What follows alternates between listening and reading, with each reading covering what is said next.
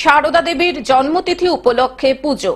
ঘড়ির কাঁটায় ঠিক ভোর 4:30 রামকৃষ্ণ মঠ মিশন আশ্রমে শুরু হলো মঙ্গল আরতি এবং সেই মঙ্গল আরতির মধ্য দিয়ে শুরু হলো মা সারদা দেবীর জন্মতিথির পুজো। গতকাল রবিবার মা সারদা দেবীর 172তম জন্মতিথি পুজো অনুষ্ঠিত হলো জলপাইগুড়ির রামকৃষ্ণ মিশন আশ্রমে। সকাল থেকে বিভিন্ন রীতিনীতির মধ্য দিয়ে পালিত হয় এই জন্মতিথি পুজো। মঙ্গল আরতির পর শুরু হয় বেদ মন্ত্র পাঠ। সকাল 7টা থেকে শুরু হয় বিশেষ পুজো।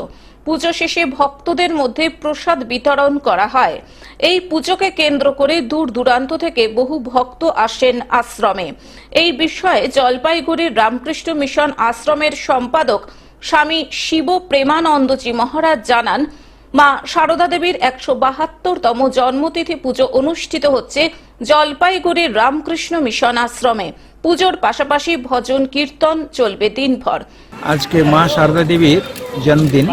আমরা সারা দুনিয়াতে এটা পালন করা হচ্ছে, বিশেষ করে রামকৃষ্ণ মঠ, রামকৃষ্ণ মিশন সেন্টারগুলিতে বিশেষ করে পালন করা হচ্ছে।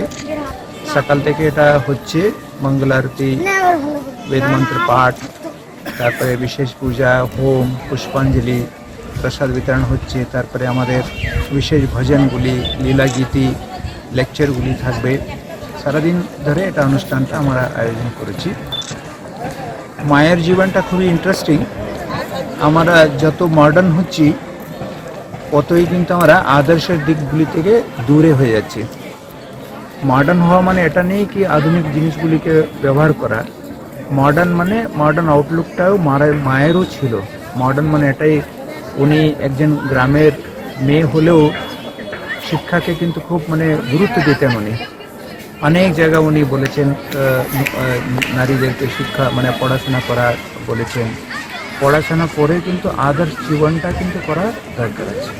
পড়াশোনা করে শুধু আমরা চাকরি করব, ক্যারিয়ার ওরিয়েন্টেড না হয়, আমার ক্যারেক্টার ওরিয়েন্টেড হবে, এটাই স্বামী বিবেকানন্দ বারবার চাইতেন।